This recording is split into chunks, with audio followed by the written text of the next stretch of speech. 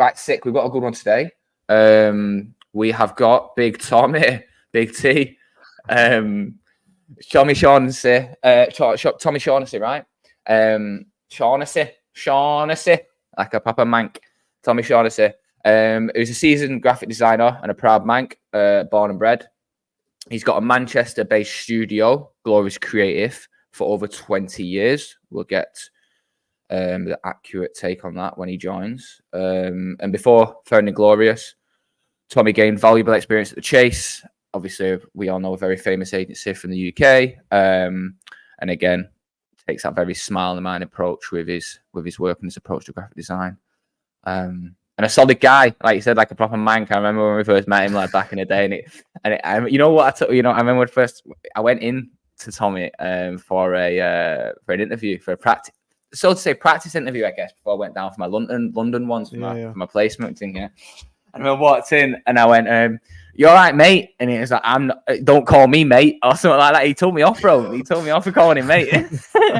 Like, you won't get very far in this industry calling people mate. And I was like, "Oh shit." But on the flip of it, he's so sound, isn't he? Do you know what I mean? And I remember like meeting him, it took the edge off the seriousness of design, you know, and he's the authenticity that comes through Tommy.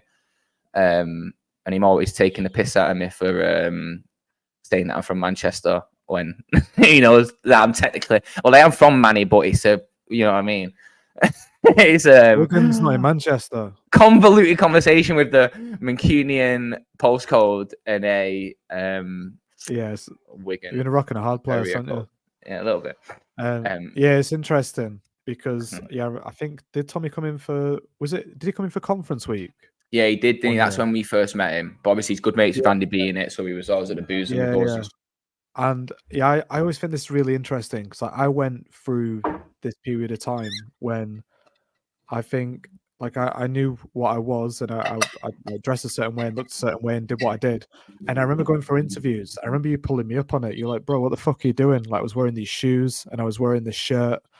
And I just felt like I had to go through this process for like the interviews and I stopped being myself, where if anything, you became more yourself. It was so infectious, you know what I mean? And I think that's something that I learned from seeing Tommy as well, is that when he turned up that day of conference week, like he was just himself, and it really stood out from everybody else who presented their work, like just from that personality perspective. Yeah. He's I listened to a thingy the other day. I fucking can't find it now. It was a podcast on BBC about Manchester. And about the 90s and stuff like that. I was just looking over the notes that we're going to talk to Tommy about today, and I'm wondering if he's listened to this or not. I'm trying to keep running my mouth until I find it, but I don't think I want to be able to find it. Oh, gutted. It was really good as well. It was only on for like, I think there's like 4 or 5 episodes, like 9-minute episodes each, about like the history of Manchester in like the 90s and stuff, and how it was called like Gunchester and fucking, like, the madness, you know. Why can't I find it? I swear I sent it to Callum or something. Have you been listening to many good podcasts or anything like that, design-wise and stuff? I always listen to Centres with Alex and Kevin on the I've weekend. not listened to a good design podcast for a while. I've been listening to a few books. I was telling you about recently, like Ryan Holiday. I've been listening to man. Stillness is the Key, which has been very helpful, and The Perennial Seller, which is really good as well. Just like talking about the value of work. But I can see the big man has arrived. So let's pull him in. Nice, let's do it. I'm doing so. And do you know what? I forgot to do the intro. I did the intro. I love it. Go on, let's go.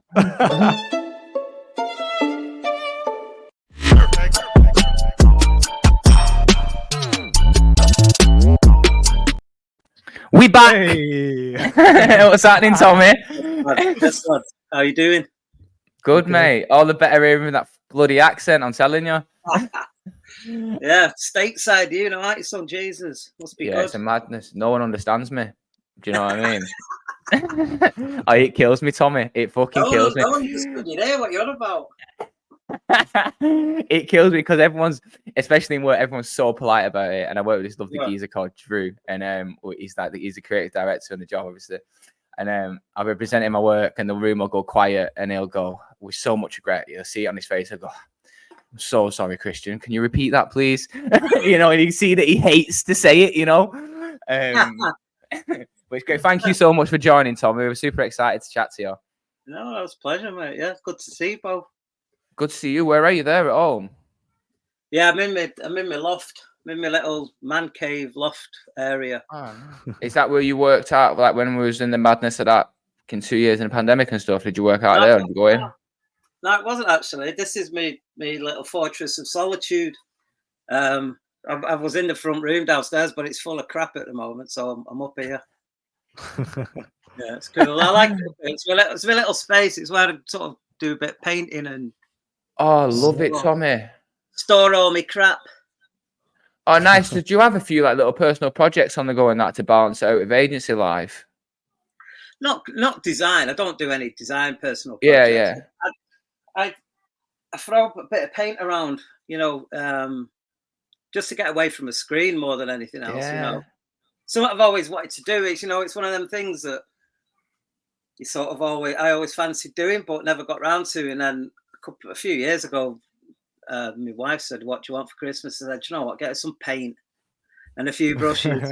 Nice. So it's good. I like it.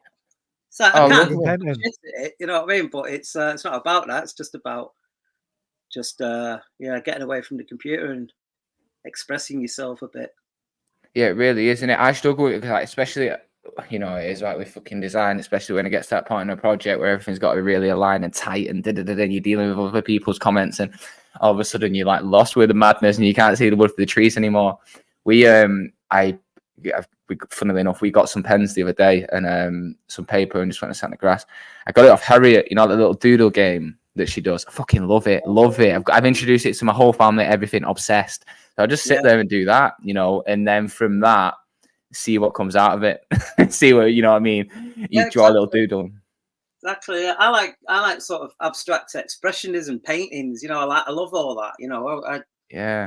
So you sort of think you can't make a mistake really because it's sort of slinging paint around, but the truth is you can, and it's really fucking hard. Get anything, you know, get anything that you think actually. I've been at it for a few years, and I don't think there's anything really that I particularly like, you know. So well, it don't matter, you know. It's cool.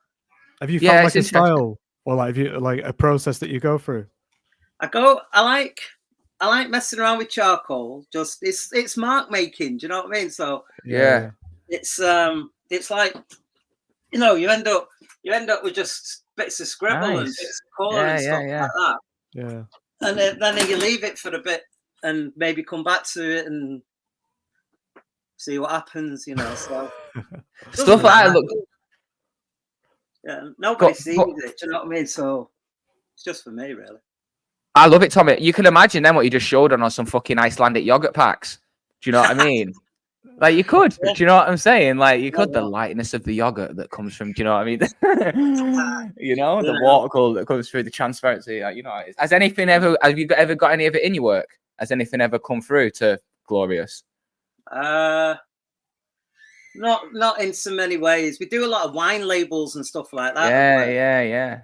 And the guy who I work with on that, he's constantly, because he's seen it a few times, and he's always saying we need to try and get this onto a bit of packaging. But you do bits, you know, but nothing that's gone through, I'd say, at this stage. But you know, they're not the most exciting projects, a lot of them, you know. So it's, you know, maybe one day we'll see how it goes. It's a nice thing, Tommy. I think it's good for the head, like you said. It's good for the head, isn't it? It's just good to have them practices outside of the four walls and the constraints. All right, sick. So we're going to take it back. We always do to kind of take it right back for the catalyst to why you where you are today, you know, so to say.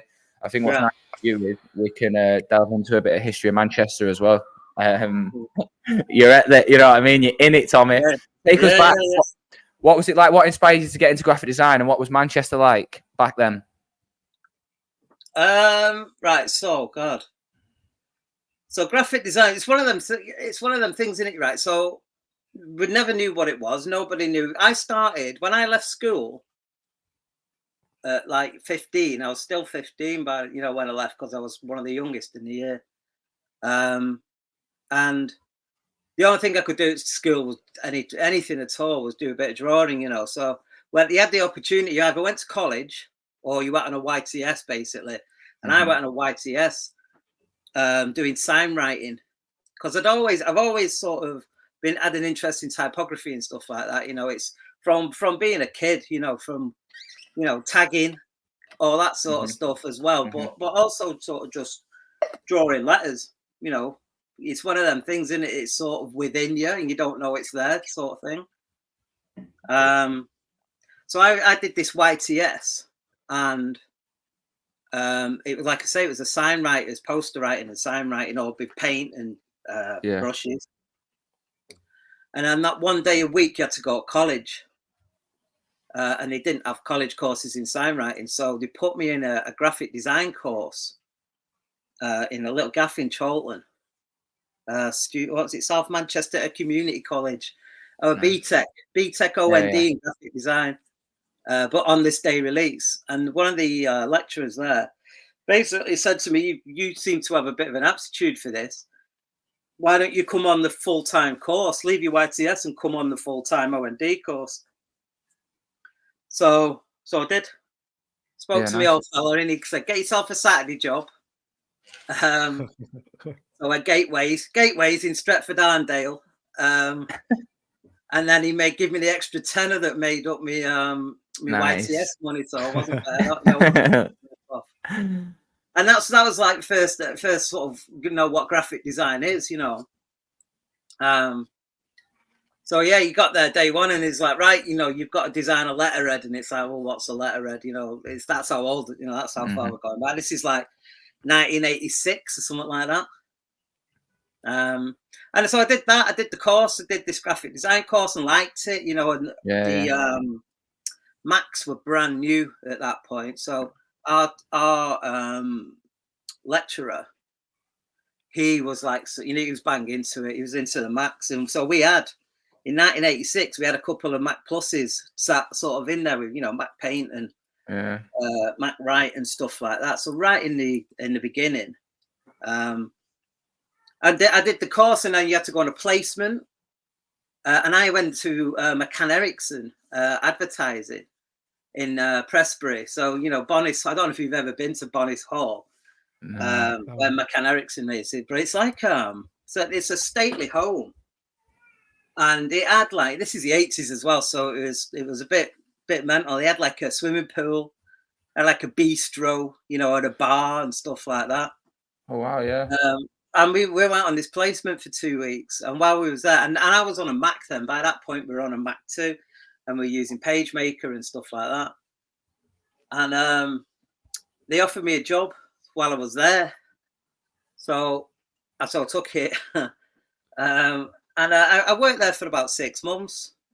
I still finished my OND course. I managed to finish that. And then I had this job at McCann Erickson in Manchester. We was in the Belfry, which is like this tiny little room that had one Mac in it. The whole place didn't have any other Macs, just this one little Mac that they were trying out.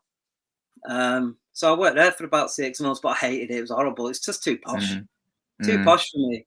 Do you know what I mean? It was like I was like 16. I was 17, something like that. And I was in Bonnis Hall, having to travel 2 hours to get there every day on public transport and stuff. And I lasted about 6 months, and then my tutor at college, he was a partner in a little design agency in Manchester, and he offered me a job. So I was working in town then, which was ace, you know. So I've been working in town since I was like 18. I'm 54 now. Nice. So yeah, I've seen it all. Yeah, you really have. Yeah. And that was before uni? I didn't go to uni. Did you not? No. I that was it. My education was 18 months of an OND course. Yeah. So nice. Yeah, nice. Yeah, you learn on the tools then. So from that, when you landed in Manny, was that the Chase then? The endeavor through the Chase, or did you end up there? No. So I was working at this place called Insight Graphics, and it's mad actually because there was a little team of us, and we were just doing bits of shit, you know, bits and bobs of stuff.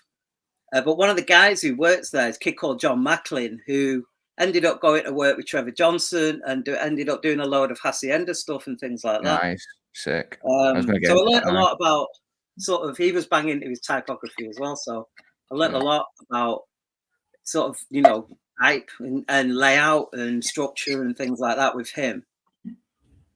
And then I went to work for somewhere else in Manchester, somewhere, I can't remember what it was called. And then, but by that point, we were doing, you'd sort of heard, I'd sort of, you know, I'd heard of the Chase, and there was another place called, because I was sort of doing production, bits of design, but mainly because I was good on a Mac. So that's where I was working all the software, and that's where I'd sort of ended up. And then I saw there was a gaff in Trafford Park, typographers called Typographics 3, they were called. And they were mustard, you know, they were the proper type, you know, Lionel Hatch, who from the Chase used to, he was Ben's partner. The team who were all that sort of standard, they were like type gods, you know.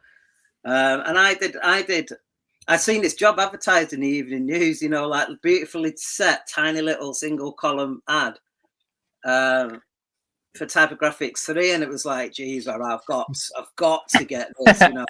It was like the way in. And I applied for it, went for this job, did the interview, and I didn't get it, and I was fucking gutted. And I thought, you know, you're back to work then. But then about 2 weeks later, they phoned me up and said, do you want to come in? So I went in, and apparently the guy they took on was, you know, he was a bit of a piss can, apparently. He was going out at lunch times and just getting on it, you know, and coming back. Yeah. So he got sacked, and I was in. Nice. So yeah, I was, and I was there for about 6 months. The way that worked was that Typographics 3 used to do all of the Chase's type and artwork and stuff like that. So I didn't know it at the time, but they were taking me on. The Chase was paying for somebody to do all their work, but I would be based in Typographics 3's offices, which was on Salford Quays. So I was there for about, I think it was about 6 or 8 months, something like that, doing, again, just learning, you know, just learning, working with these amazing typographers where it's all about craft and detail. And then they moved me into the Chase. I was like, all right, sweet. I'm in the Chase through the back door. And I was there I was doing artwork, typography and artwork. So I was in. Me and Andy B started at the same. He'd just done his placement, and he started around the same time. And and I was doing artwork. So there was a corner with a Mac in it, just me. They were still doing traditional artwork and stuff like that then. So yeah, I was did all the artwork for the Chase, but that was 91. Yeah. When I went in there, and it was just like a whole new world, man. You know what I mean? It was like working with, you know, Ben used to just come and sit next to you, and he'd be like, he'd had some idea about something, and he'd just come and sit down with you, and, you know, you'd sort of craft it there with him, you know. And it was like, you know, you don't get an education like that, do you? You know, you know, anywhere. Yeah. Preston UCLan is probably the closest you're going to get to something like that. Lionel was there, Andy B, and there was just loads. I mean, loads of top designers. You know, the best designers. Yeah. Well, that was my sort of education, I guess. You know, that was my way into it. But I was doing artwork, and I'm, you know, pretty sort of shy, you know what I mean, especially in them sort of surroundings. So a frustrated designer, but too scared to shout up, really, because he's surrounded by all these, you know, fucking genius. So he just learned a lot. Yeah, that's super interesting, Tommy, because like a conversation we just had before this was mad. You were very inspiring for us when you came in, I think, one year for conference week. years and years ago. Something makes me think you had a bucket hat on, but I can't think if some of that. I love it. No, you're right. It was pissing it down. It was right. I remember. And it was like it was the first person. I felt like it was the first person we watched speak who felt like they was just being themselves, like just purely authentic. And for me, I was going through a bit of a phase where I think we was going on placements around this time, or getting ready to go for placements later on, and I had a very like distinct way that I dressed. Like I was very into like metal, but also hip hop, and I just had like a thing about me, like an image, and so did Christian. But something really weird happened. I started to recede away from my image and became like this. Like I started wearing some shoes, put a little shirt on, and Christian went, "Fuck this! I'm going the opposite way." And I feel like, me seeing you, yeah, you went worse. And I feel like me seeing you do that, Tommy, was like, all right, yeah, you can just be like your authentic self. And that I think for both me and Christian, that was actually like a very inspiring moment for us both. And I found that from Christian, you know, just being a fucking loudmouth. That like I've took those things going forward, and it has helped open me up, because like you were just saying, then being the shy boy at the chase, you're around all these people and you can get lost, can't you? Like your voice, you feel like your voice is lost, or your image, like yourself. Yeah, absolutely, man. I mean, it was weird. The chase was such a cool place, man. It was, you know, Ben liked characters, you know, and so like people like Andy B, who was a massive character but a great designer as well, you know. But all the other people who were there was loads of them. So like at one point they set up some graduates from Preston. So it's Guy Marshall, who now, you know, has Small. Mark Hurst, who is, you know, still part of the chase in London, innit? And another kid called Mike Wallace, who's still I know Mike in London somewhere. I worked with Mike for a bit, yeah, and top lads, you know, but all, I mean, fuck, Hursty's a nutter, isn't he? But it was just great, all these young kids who were out of university, and I was a local kid, you know, like so yeah, it was a bit like sort of university for me to a degree, you know. It's like I never went. I sort of always I think meeting all these people, wished I had done at some point, but that ship had sailed. So that's why I went and started to do a bit of teaching and things like that. When Andy, if I wanted to come in, it was a little sort of glimpse around the curtain for me, you know, because I hadn't seen it, but I'd seen all these. And the 90s as well were completely different to its, you know, to what it's like now. Everyone was at it. It was mad, you know. And everyone was up for it. So yeah, you know, Billy, you know, Billy Arkham was there with us. Andy, there was like Andy. Have we ever met? I don't know if we ever met Billy, but I remember Andy talking about him a lot. Yeah. Loads of others, big, you know, Pete Richardson and all that. My current business partner now, Rossi, he was there as well, and it was a lot. Jimmy, big Scouse Jimmy, Grant Mitchell. You know, there was Ivan, fucking hell, Ivan Knowles, the Dale Duck. Do you know what I mean?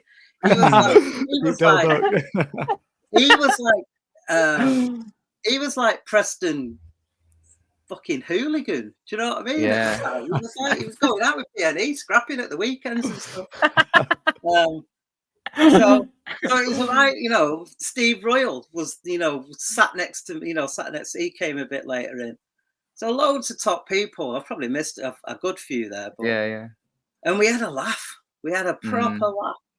And we worked double hard. And we partied double hard as well, you know, and it was just mental carnage, full on for years. It's great. I love that, Tommy. How long was you at the chase then there in total? So I did I left in 96, and because Andy B went traveling, didn't he? He went to Australia, and I was sort of sat there thinking I could do something like that, you know. And I saw this job advertised in the back of Design Week for like a creative art worker in Singapore. So I applied for it, never thinking you get it. You know what I mean? Yeah. I ended up went for an interview in London. Excuse me, sorry. It's all right, Tony. Went for this job. Applied for this job in Singapore. Went for this interview, and this interview was in some apartment round the corner from Harrods. So Andy B put me onto one of his mates in London. I borrowed a suit off somebody, and I went for this interview, and they offered me the job. Yeah, nice. Yeah, I was like, fuck, what do I do now, man? You know what I mean? I've never been anywhere. It was mad. It was mad. So, and I remember I was like, fucking, what do I do? What do I do? And Rossi, like I said, who's my business partner there, he just turned around at me one day and said, if you don't like it, come home. And that was it. That was the like the little moment where I thought, do you know what? He's right. So I handed me notice in and went to Singapore. No, Tommy, I never knew this. No, this is amazing. Fucking hell, no way. To unpack that, Jesus. How long did you end up being out there? I was away for about a year. It was good. I had an open ticket. And I was that was your safety net, innit? That's your little safety net. The open ticket is like, I'll get. I love that. Yeah, it was, and I went, you know, fuck me, and it was like, again, Andy knew a Claire Parker who, is another great and amazing designer and great person.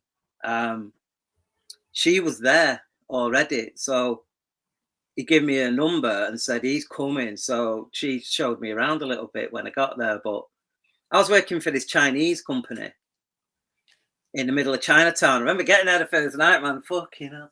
And you know, when you think, got off the plane on the Thursday, I think it was, and my new gaffer picked us up at the airport. You know, you walk out of the airport and it's like getting punched in the face with 34 degrees humidity. Dropped me off at this hotel in Chinatown and said, right, I'll see you on Monday. It was like, right, okay, cheers. You know, I remember like going out, walking into Chinatown, trying to find something to eat, you know, and it was like, oh my God, what have I done? You know, because everything was in Chinese, because it was in Chinatown. You know? Singapore as a whole is an English speaking sort of country. I remember thinking, fuck, I've made the biggest mistake of my life here. Do you know what I mean? And then Claire came and picked me up and took me to a couple of parties and met a few people, and it was good. I had a laugh. Met some great people. And then to be honest with you, that's where I got my balls up to start actually designing stuff, you know, because I was working on, I was there for sort of artwork, and they used to do loads of annual reports and things like that, and identity and annual reports. And I just started doing a bit, you know, just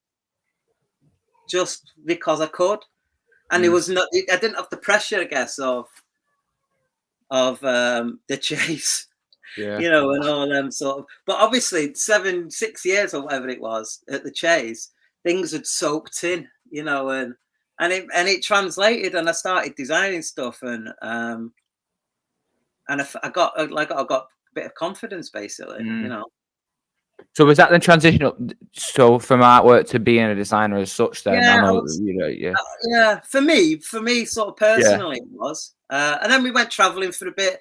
A kid who lived next door, who was sort of just hanging around with, you know, he said, I'm going traveling for a few months. So I said, right, I'll come here. You know, I hadn't been noticing. And we went for about 3 months around Southeast Asia. You know, it was ace, just mooching in the night. That'd have been about 97.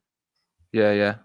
And then I think Bali or something like that, one of these sort of places. I'd run out of money. I had this open ticket to go home. So I phoned Ben, because when I'd left, he said, if you know, give us a shout when you get back if you want a job. So I phoned him from wherever I was and said, I'll be back in about 3 weeks. Is that job offer still open? And he was like, well, we don't, we've got somebody in doing your thing now. So I don't want to do that anymore. Now I want to be part of a design team. So he went, all right, okay. All right, come in and we'll have a chat. And he gave me a chance, you know. Nice.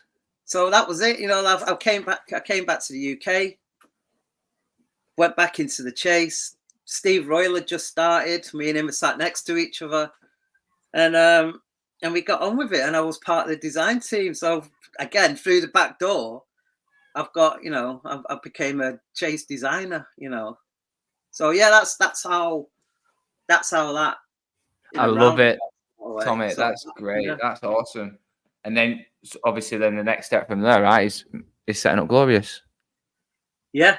So that was about 97, and then I think Rossi, he was one of, you know, he's a team leader in one of the teams.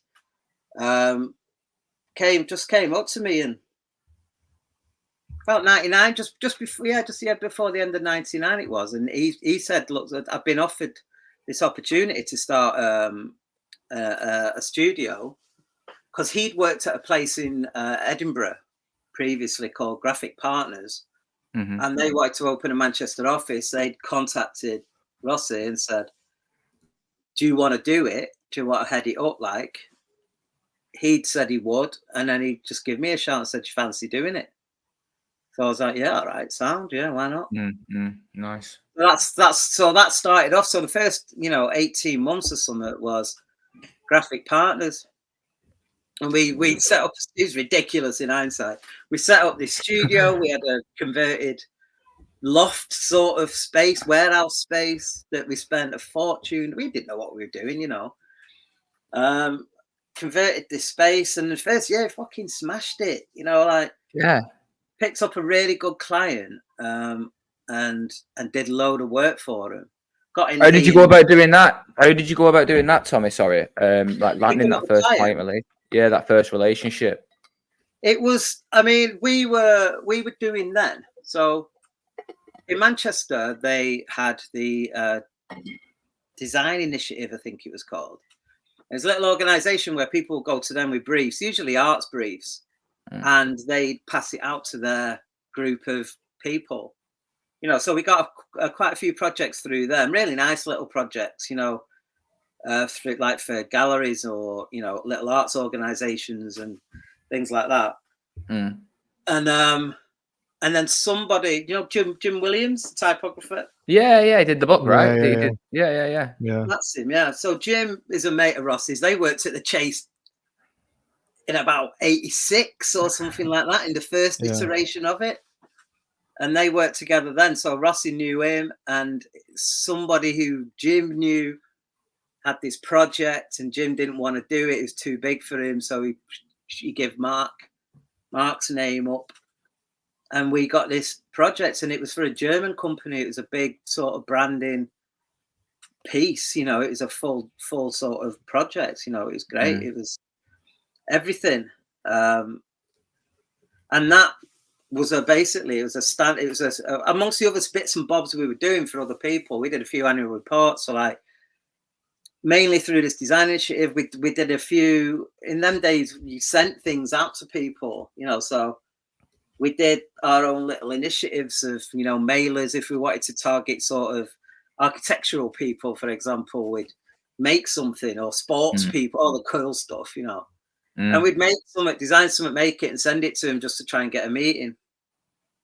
And we got loads of meetings, because at that time as well, there was hardly anyone around in Manchester. This is 2000, you know, right at the beginning, just after the millennium. So there wasn't nowhere near as many agencies. So, and, you know, we had a good pedigree, you know, Rossi's really good. And we just picked up jobs, you know, like that.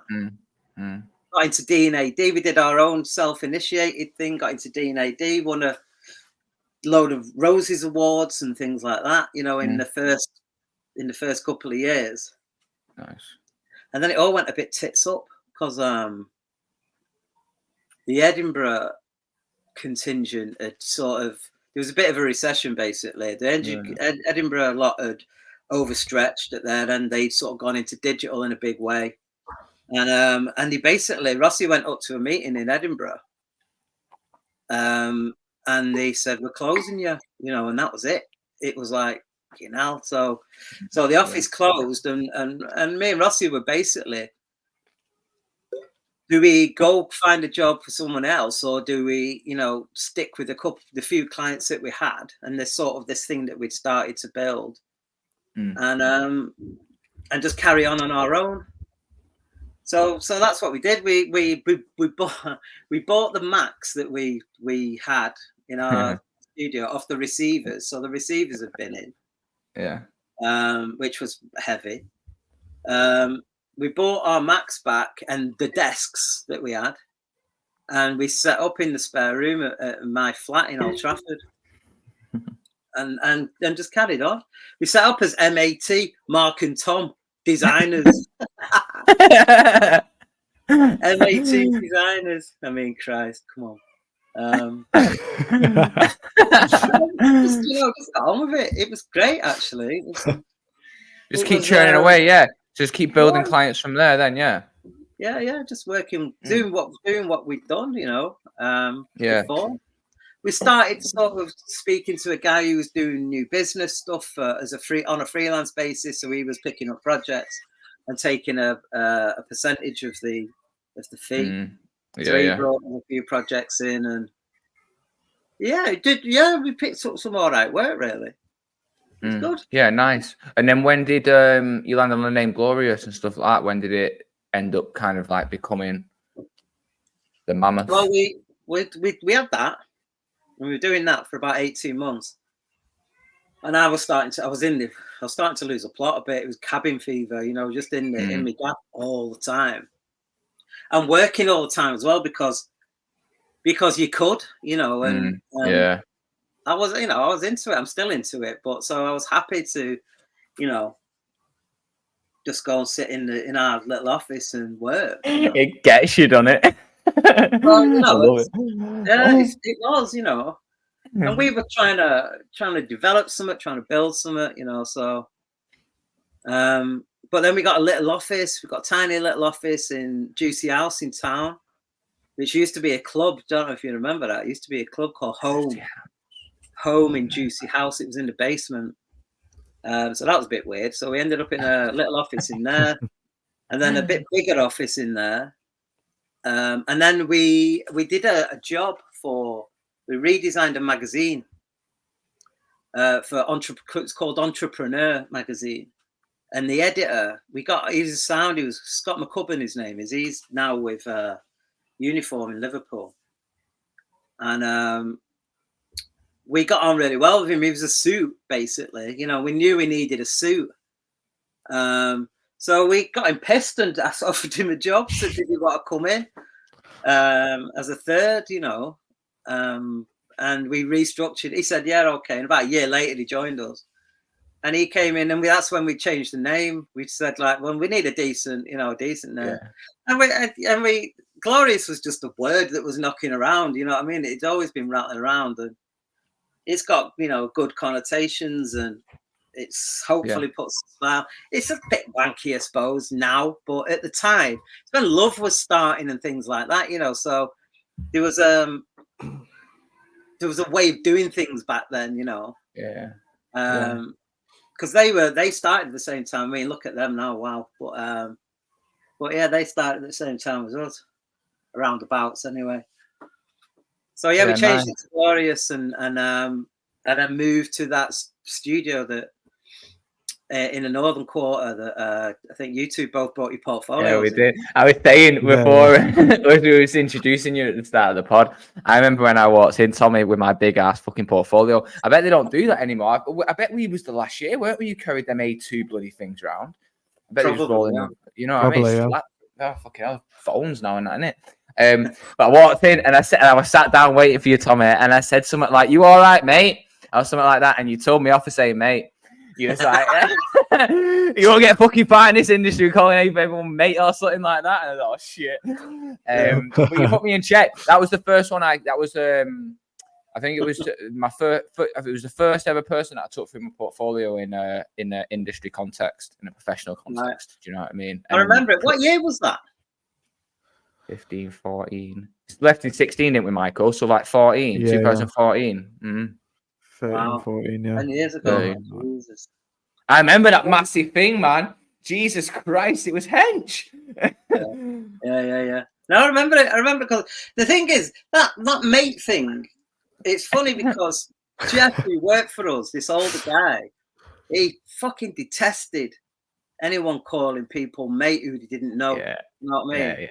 Yeah. And that's probably where I picked that up from. And it's sort of sickening me a little bit, really, because it winds me up now. If someone's on the phone, you know, trying to sell you something, you get on the phone and they start calling you mate like they've known you for 20 years. It's like, leave it out. You know, I don't even know who you are. You know, so let's not get over, you know, familiar here and keep it professional for the moment. Yeah, nah, I hear it. I love it, Tommy.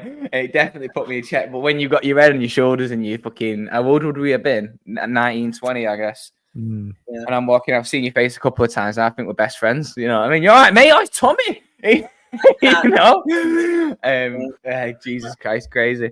But yeah, all right, awesome. And then obviously, there's an abundance of work you've done. How long have you been going now exactly to the day? How long have you been open now with the tribulations and everything that went on, right? 20, all in all, just me and Rossi doing different bits, like probably 22, 23 years. It's amazing that, Tommy. Yeah, you know, it's been good, you know. Yeah, it's been good. We've been through it, you know, in all kinds of, you know, battening down the hatches, and we never got man. You know, the biggest we ever were was probably about 9 or 10 people, but it was never about trying to be big. Yeah. No, it's not, because, you know, neither Mark or me are, I would say, are, you know, great managers. You know, we're both designers and really enjoyed what we did. So it is, you know, it's good to be able to work with a smaller team and still be hands-on. I'm still on the tools now. I love it. You know, it's can't imagine not being on the tools. You know, I love it. It's still, and there's only 5 of us now. Is there? Yeah. Do you get freelancers in as well, or is it just mainly a core team? Mainly us, yeah. I mean, we have, nice. You know, we've worked with some freelancers, and some of the people who worked with us over the years and have left our freelancing. So we know safe pairs of hands, but yeah, we've worked with freelancers, but the majority of the stuff we still managed to do ourselves, you know. So it's cool. Yeah, amazing, Tommy. Congratulations on all the successes. You know what I mean? It must feel good. Hopefully, one day I want my own little shop, you know, and have my own little say on things, you know. Yeah. Churning my way through the industry. With that said, we'd love to land on. We've picked 3 out. Michael's going to run through, but he's going to pull them up. But we picked 3 out of the links that he sent through, and I think Michael. And if you don't mind talking through a few. I'll pull up. Can you see my screen? Yeah. Yeah. Nice. Yeah. Talk to us. Right. Association Photographers. So this was one of the, like, we did this right at the beginning, and I put it in there just because for me, it was an example of the sort of lengths that we go to, I think, to try and make things as sort of as good as possible, but, you know, as authentic and genuine. So Association of Photographers, which obviously is a group, and there's like a little award scheme every year. What they did was each year they produced a book, you know, and different people got to design it. And so this is 2001. So we pitched for it, because that's, you know, in them days we pitched. And the idea was based around, so in them days, photographers, this is pre-digital. So photographers used to set everything up with Polaroids. So they do all the lighting, they get the studio set up, and then they take a Polaroid. And that thing that's on the screen now, that's what a photographer's Polaroid looked like. So inside it was the little Polaroid. But what you had to do, they took the picture, sealed it up, and then they warmed it up with the hands, and then peeled it apart. And that's where the Polaroid was. But that, in terms of the styling, that's exactly what they look like, you know. So we completely sort of just recreated what these things look like. Yeah. And this was the invite for the event. So this got posted out. people received it, the photographers ripped it open, so it mimicked exactly the whole sort of process of taking a Polaroid. Yeah, sweet.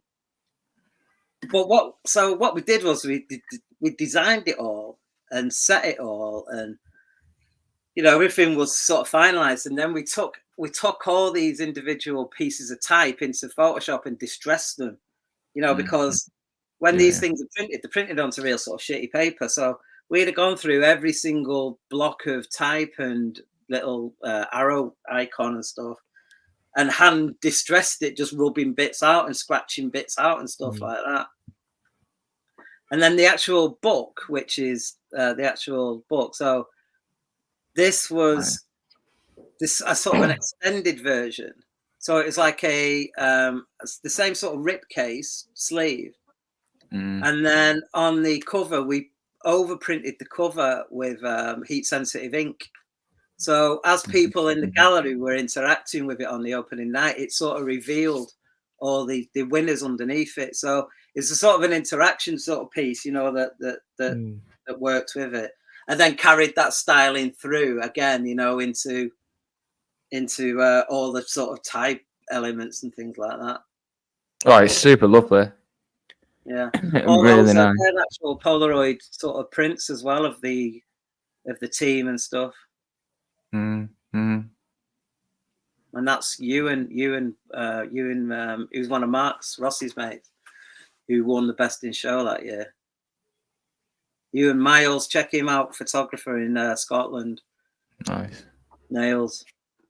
Well, yeah, that was the sort of thing that we probably made no money on at all, but it was just a love project, really. And I think it probably got into some award book somewhere or something. I can't remember. But. Yeah, listen, that's a product of the chase. That Andy Bainbridge, fucking hell, Jesus. That takes me back to like when just the way it's laid out and everything and the way it's been executed. It's lovely, Tommy. It reminds me of stuff that Andy had shown us.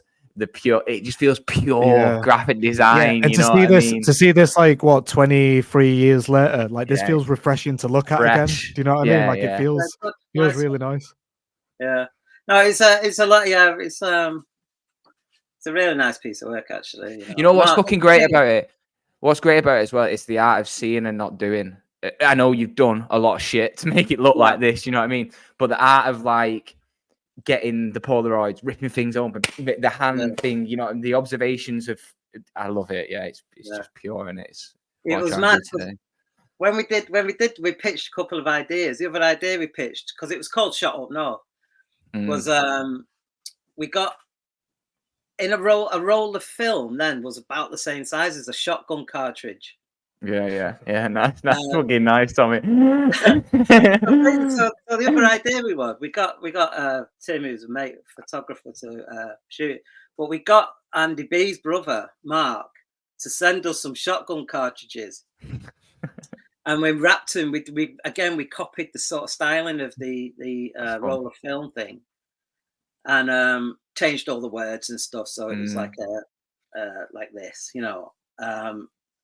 and then shot that, photographed it. But then I sent a load of typography opening spreads up to Mark and his brother, and got him to shoot them all with shotguns. So they were like authentically peppered with shot. Yeah, that was the other idea. I'm glad they went with this one. This one's miles better, but it was fun. That's what it was fun. It is. It's great. Like that visual styling as well. That literally, bang on. The little arrow, the thread that runs through. It's almost you create like a little identity with this in this little like subject. It's nice. Yeah. And it's all great. It's all authentic to the actual packaging of what Polaroids look like. So will you drop that S off up here? Get it. There, where you drop that S off there as well. That's a nice little touch. You can imagine like a campaign for Blackpool using that line, couldn't you? Fucking great. It could be built around Martin Parr's photography or something like that. It's nice.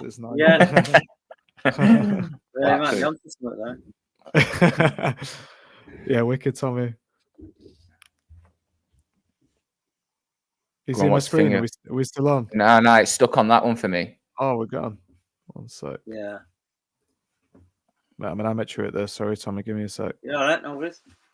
Yeah, we're in a new thing. We're practicing, well, trialing a new, what do you call it, server, Michael, that we do these things through. I just joined the thing on the day. Me, Tommy, Michael sorts all this in the background. Yeah. As well as everything fucking else. I just turn up and bring the good energy.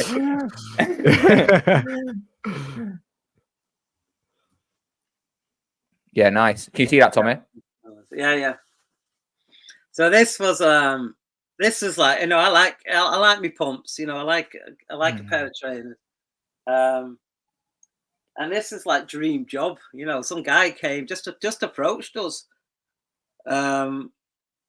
And he's a footwear designer, trainer designer, you know, and sneakerhead proper, but he designed shoes for like Liam Gallagher, you know, Hush Puppy. So he was proper shoe designer, and he's one of these who had done it for so long that he wanted to do his own brand.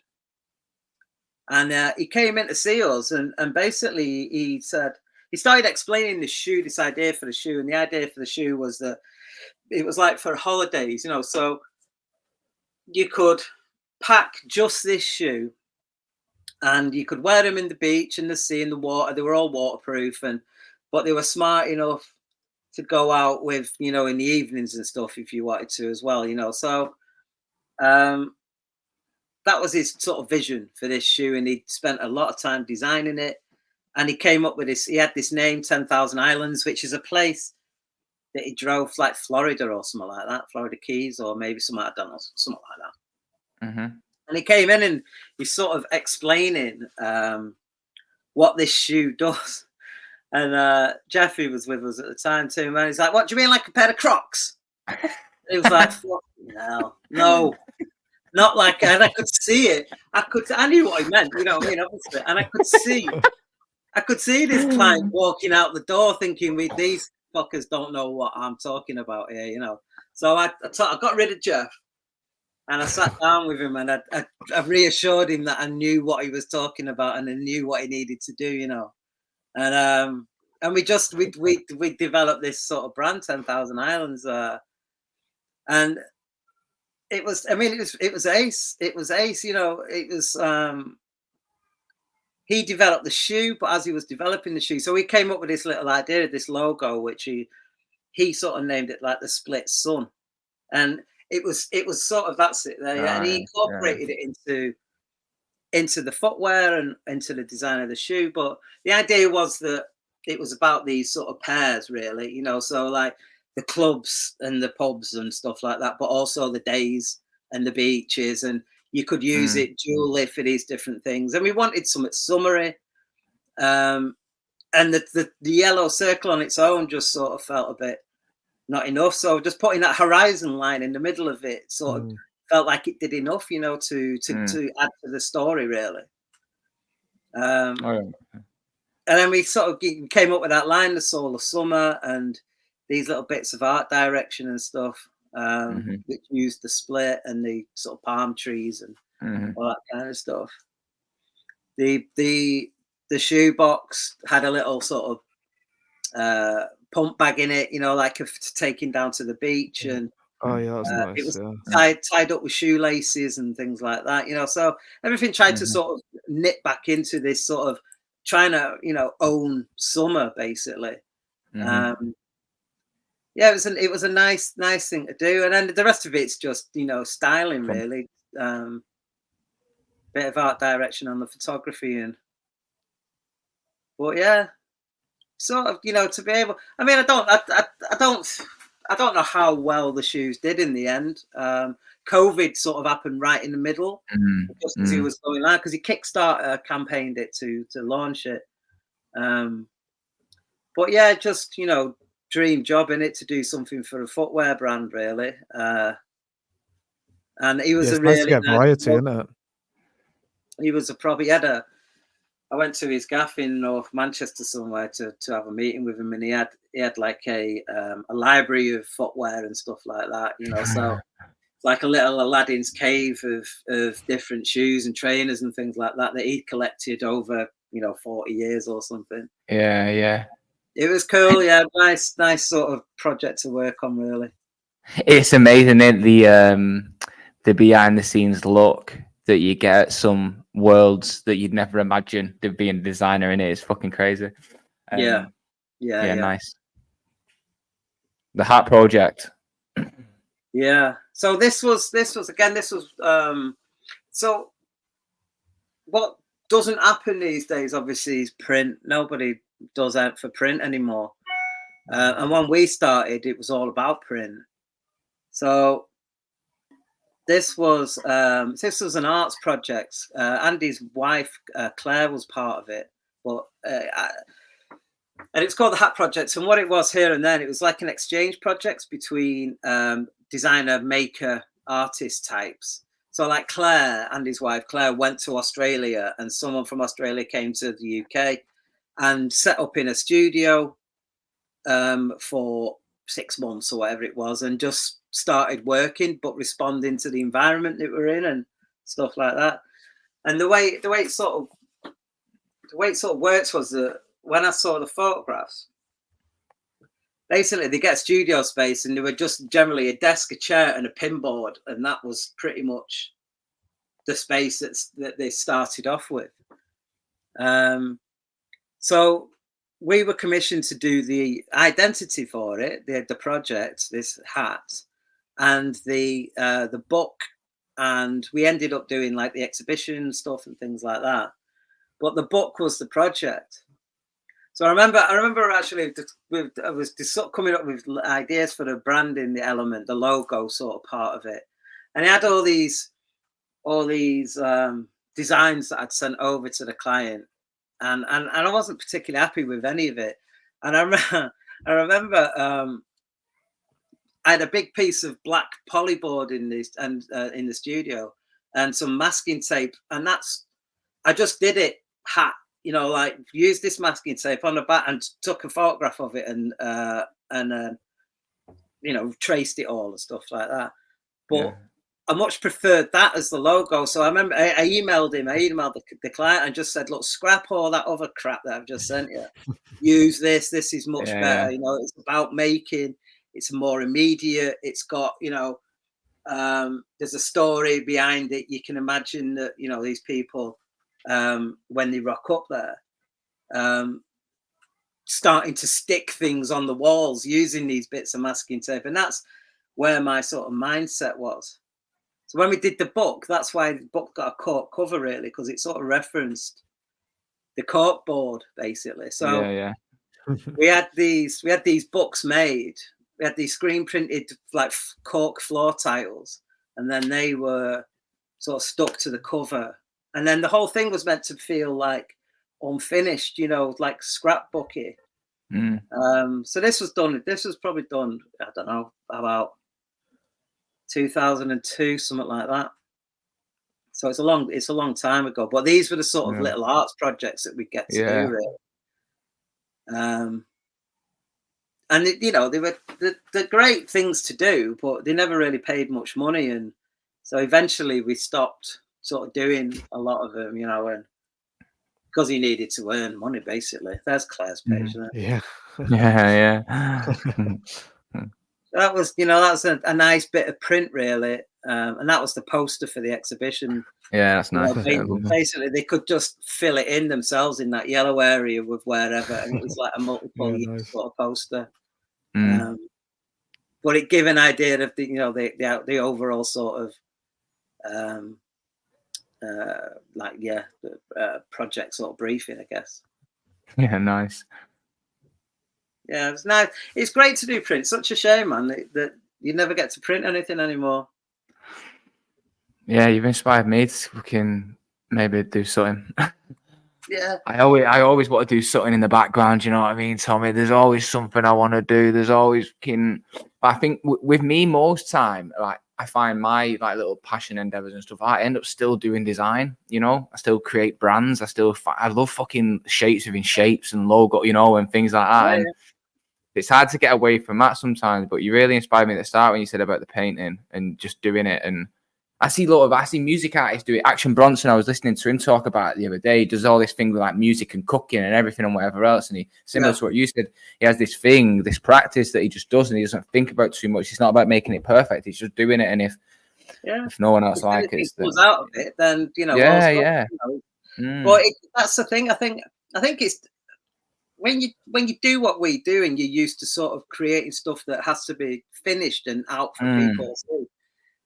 Two things. One, it's quite difficult to do stuff without a brief, I find, Yeah, I mean, fucking hell, yeah. Getting your own brief, because we're problem solvers at the end of the day, aren't we? Communicators. And so to actually endeavor on something where it's just coming straight from the dome, it's difficult. Lad, it is because I do the same, Tommy. It's like we didn't end up doing it. It was more fucking, I don't know why we didn't end up doing it, but I bought 4 canvases at Christmas. One for my mum, my dad, my brother, and me. Obviously, we'll all do them, and I'll bring them out to New York with me, and I'll stick them on my wall.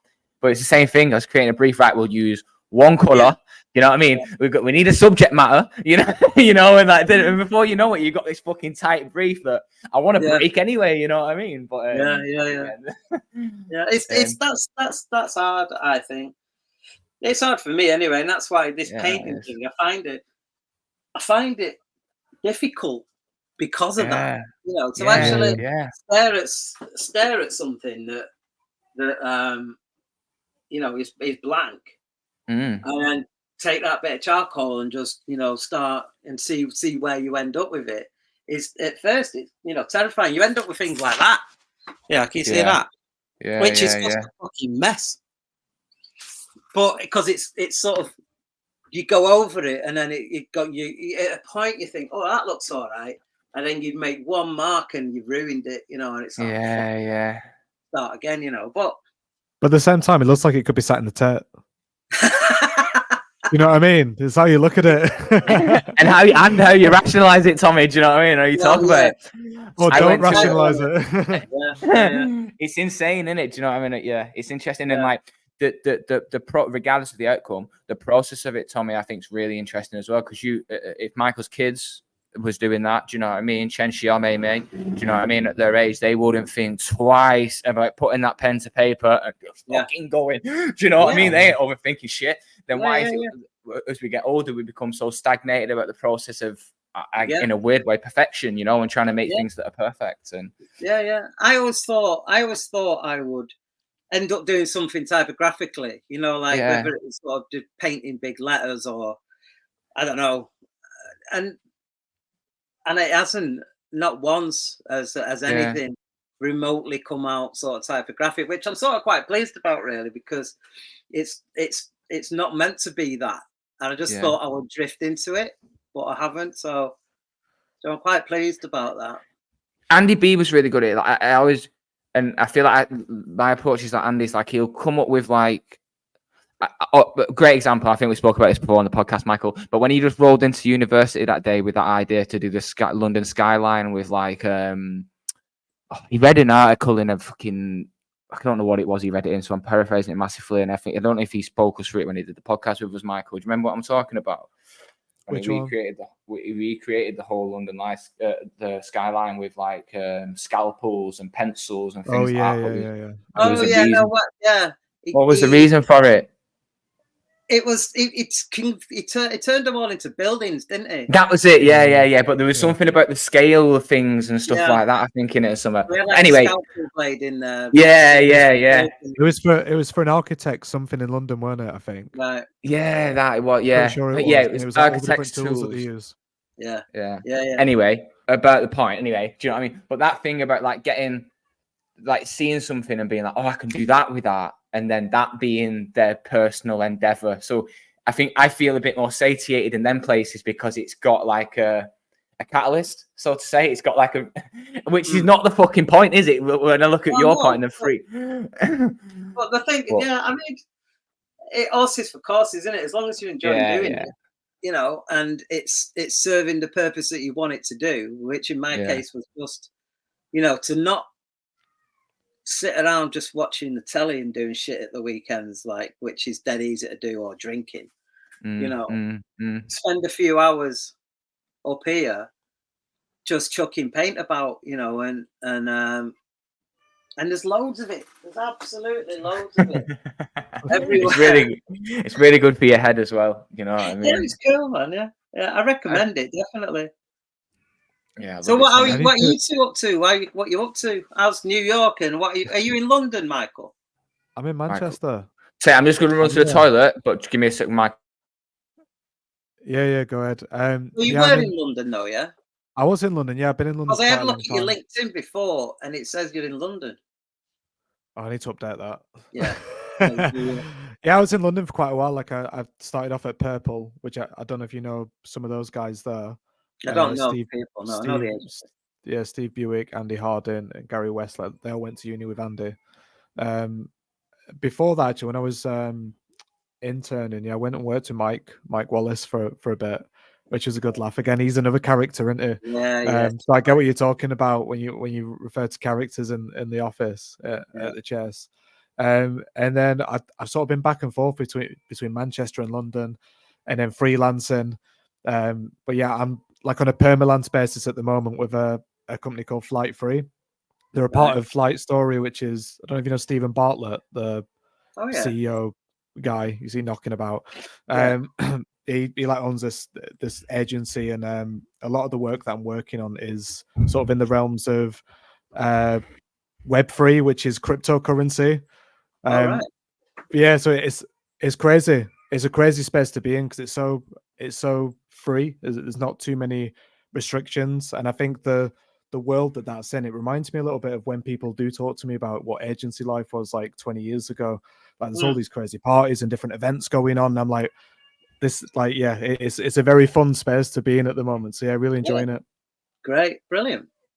Sounds good, actually. I've never heard of that. Although Web3 is a madness, Tommy, it goes over my head. It's crazy.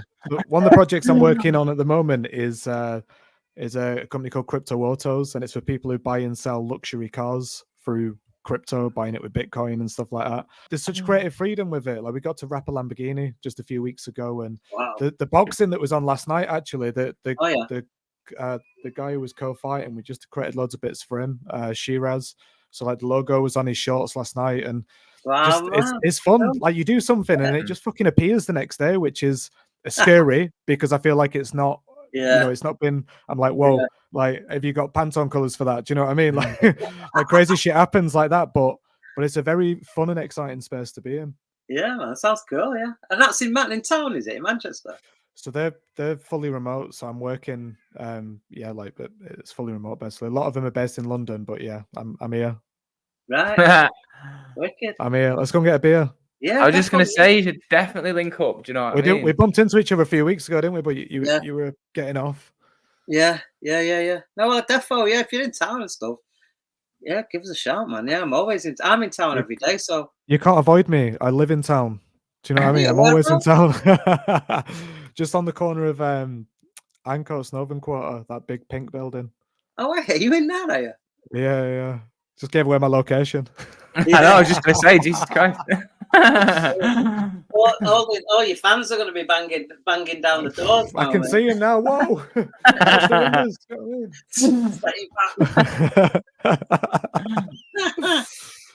And how's New York treating you, Christian? Yeah, it's good. You know, like I've been here now. I think this is my 9th month. Is it? Yeah, fucking crazy. You know, Thomas. Obviously, I put it out there, didn't I, about 2 years ago in LinkedIn. And I was on a petition. I was not being knocked down. I made it happen for sure. But it's great, Tommy. It's good. I'm fully settled at work now. Obviously, I'm at Pearl Fisher. Settled there.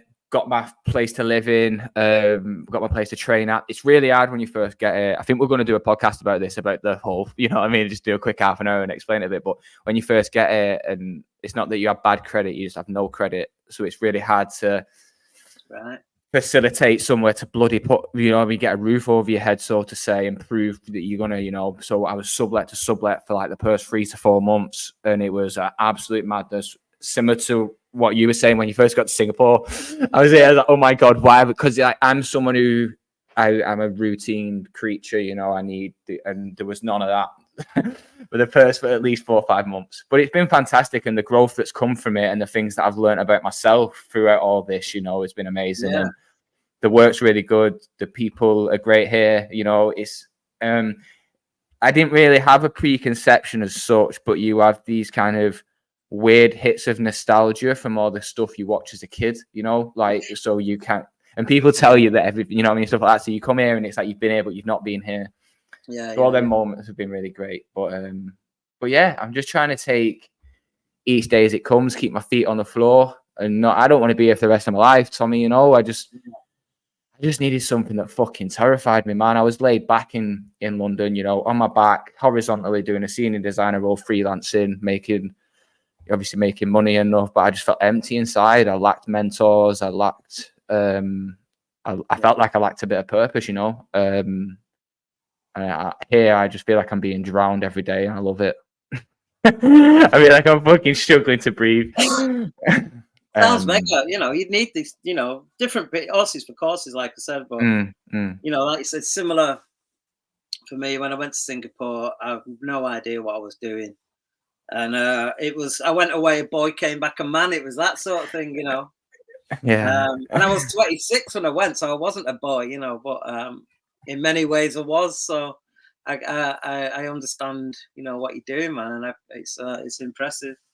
It's definitely it is that as well. Like I just turned 31 yesterday, to be honest. But when I turned 30, prior to turning 30, yeah, nice one.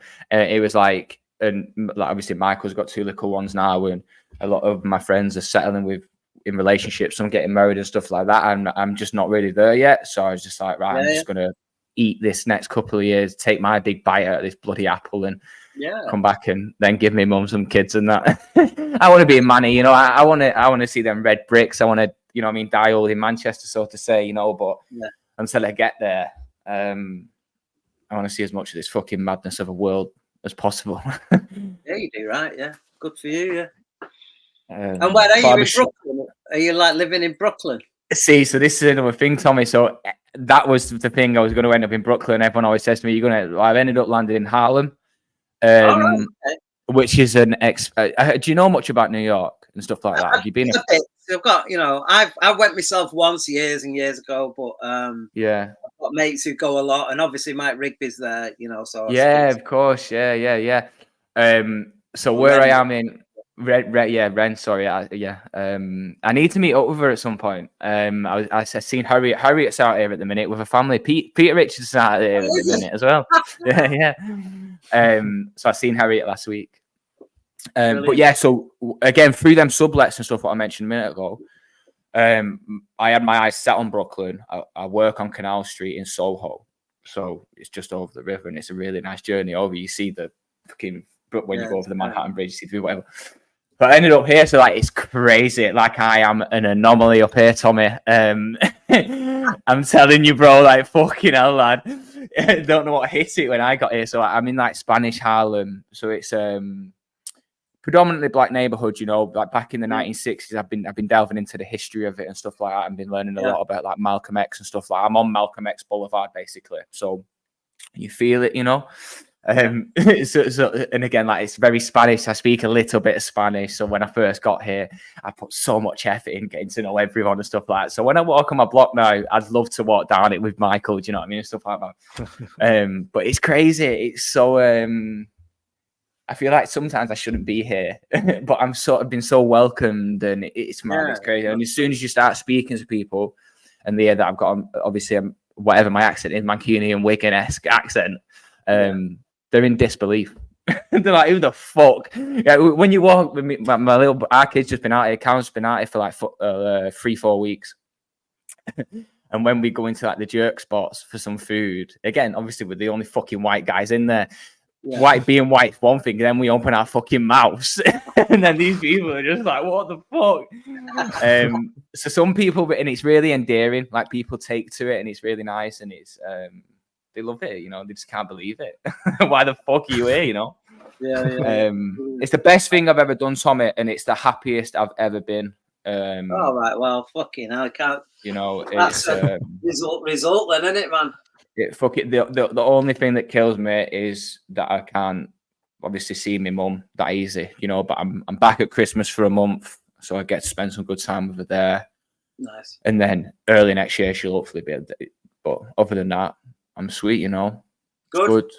Imagine that, yeah. Just turning up to fucking UCLan with Andy B.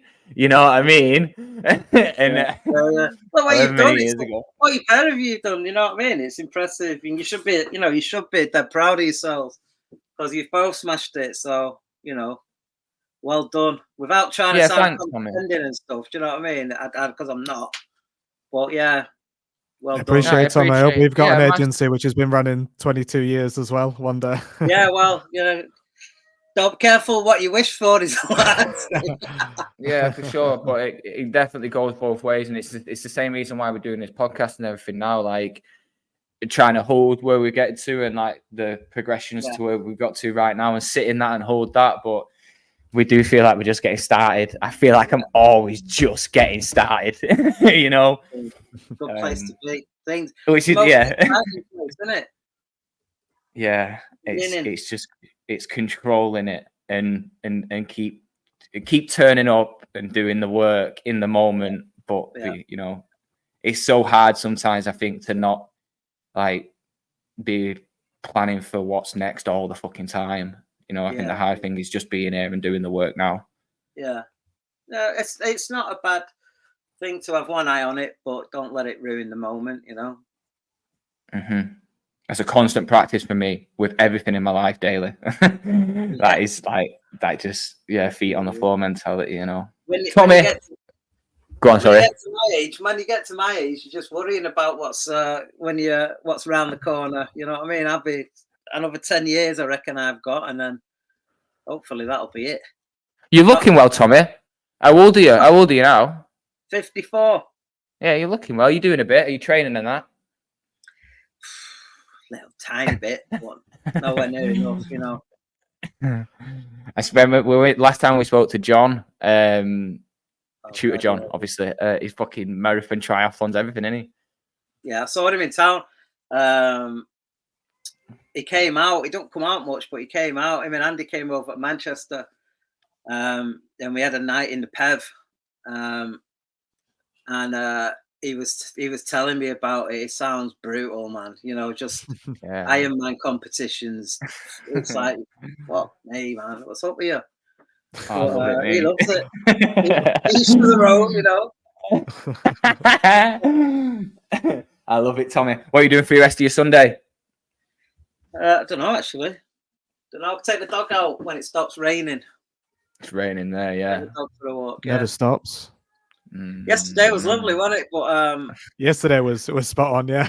yeah. Today it's pissing down, so I'm gonna wait for the break because she won't go out when it's raining. So I'll wait for the break in the weather and then take her for a spin, stretch my legs.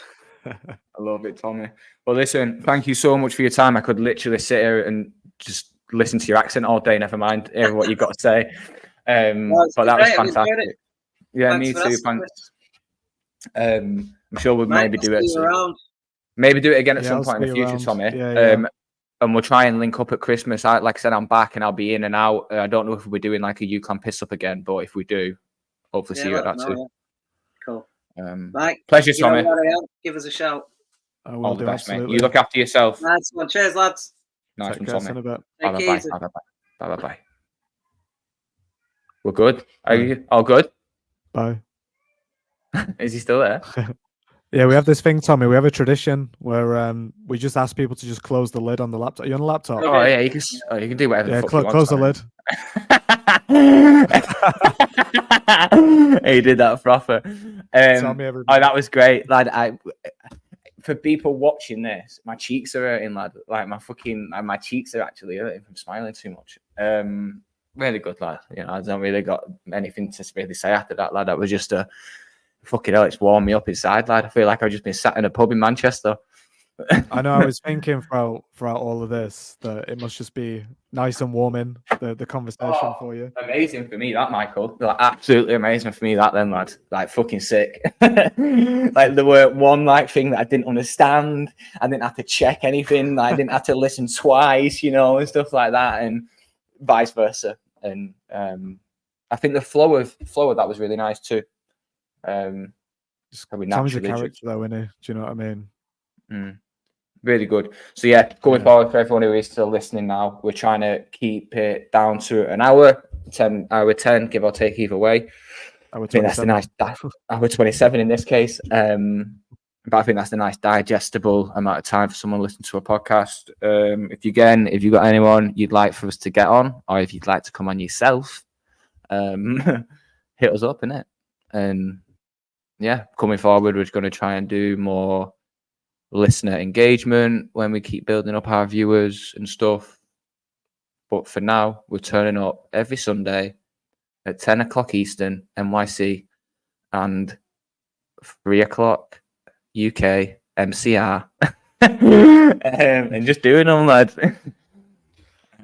Just on the MCR thing, then it killed me when you mentioned about your accent and like because I know, because like that I can't hide behind Tommy that. might pull you up. You thought Tommy might pull you up, so you were like my Mancunian Wigan-esque accent. I was exposed, bro. Do you know what I mean? In between it all. That was amazing, lad. Listen, thank you for your time, Michael, as always. Please like, share, subscribe, like, and share, and all that good stuff. And hope you're enjoying them as much as we are. See you on the next one. Peace.